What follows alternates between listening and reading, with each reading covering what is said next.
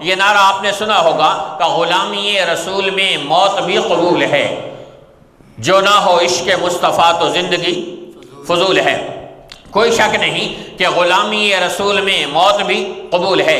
حضور علیہ السلام کی غلامی میں موت آ جائے تو اس سے بڑی دنیا کی اور سعادت کوئی نہیں ہو سکتی۔ نکل جائے دم تیرے قدموں کے نیچے، یہی میری حسرت، یہی میری آرزو ہے۔ اس سے بڑی انسان کی سعادت کیا ہو سکتی ہے؟ لیکن بڑی معذرت کے ساتھ ایک سوال ہے کہ غلامی رسول میں موت تو قبول ہے، کہ غلامی رسول میں زندگی قبول ہے کہ نہیں؟ کا موت قبول ہے، کا موت آئے گی تو جان چھوٹ جائے گی، کہانی ختم ہو جائے گی۔ غلامی رسول میں زندگی قبول کیوں نہیں؟ اور زندگی آپ صلی اللہ علیہ وسلم کی غلامی کے مطابق گزارنے کے لیے ہم کیوں نہیں تیار؟ سونا، اٹھنا، بیٹھنا، جاگنا، چلنا پھرنا اور سفر و حضر، شادی، خوشی، غمی، بیاہ، یہ حضور علیہ السلام کی سنت کے مطابق ہم بنانے کے لیے کیوں تیار نہیں؟ تو ربیع الاول ہمیں پیغام دیتا ہے کہ مسلمانوں اپنے گریبانوں میں جھانک کے دیکھو کہ کب تک زبانی جمع خرچ کرتے رہو گے؟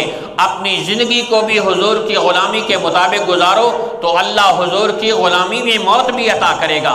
زندگی حضور کی غلامی میں نہ گزرے تو موت حضور کی غلامی میں کیسے آئے گی؟ جیسے زندگی گزرتی ہے ویسے ہی موت بھی آیا کرتی ہے۔ اس لیے ایک دیہاتی گو مار کے جا رہا تھا اور صحابہ کرام نے اسے کہا یہ اللہ کے پیغمبر تشریف فرما ہیں، ادھر آؤ۔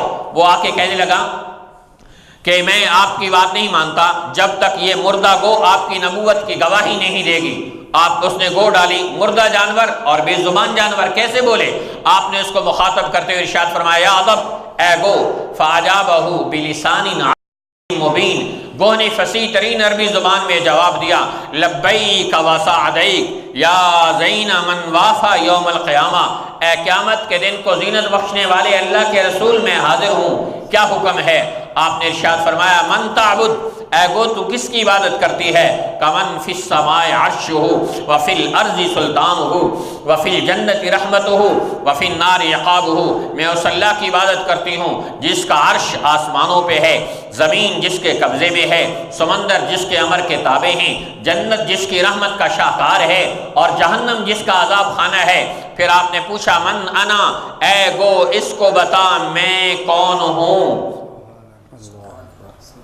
گو نے کہا انت رسول رب العالمین، آپ رب العالمین کے رسول ہیں، وخاتم النبیین، اور آخری نبی ہیں، قد افلح من صدقک وقد خاب من کذبک، کامیاب ہو جائے گا وہ انسان جو آپ کے دامن کو تھام لے گا، اور ناکام اور نامراد ہو جائے گا وہ انسان جو آپ کی سنت و سیرت کو نہیں اپنائے گا۔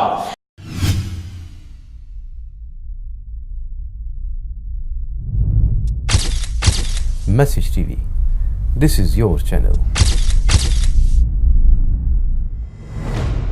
This is your channel.